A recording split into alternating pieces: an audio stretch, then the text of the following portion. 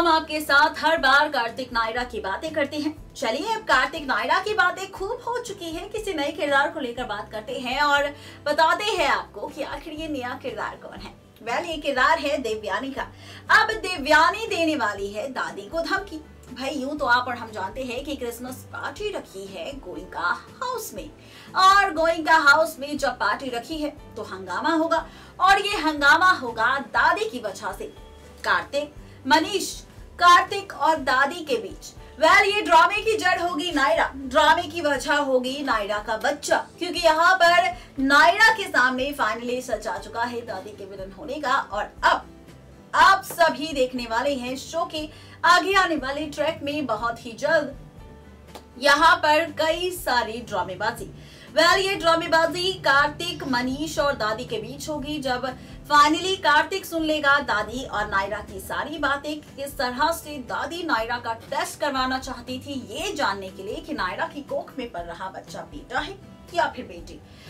इतना ही नहीं बल्कि यहाँ पर जैसे ही ये सच के लिए कार्तिक अपनी आवाज उठाएगा तो मनीष भी गुस्सा हो जाएगा कार्तिक पर, उल्टा कार्तिक को ही सुना देगा खरी खोटी।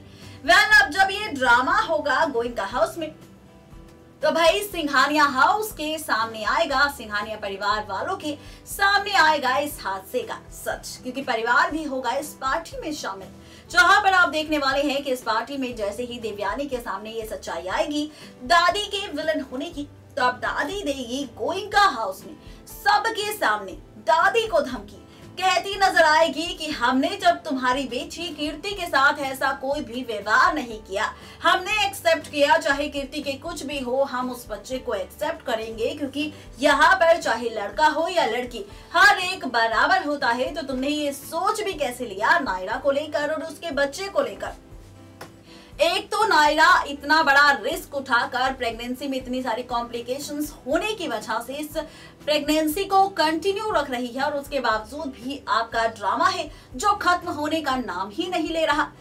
ये देवयानी कहने वाली है खुद दादी से गोइंका हाउस में सारी पोल खोलने वाली है नायरा को लेकर कि किस तरह से नायरा के साथ हादसा हो सकता है इस प्रेगनेंसी को लेकर। लेकिन उसके बावजूद भी नायरा चाहती है पूरे परिवार को खुशियां देना, पूरे परिवार को बच्चे की हंसी देना।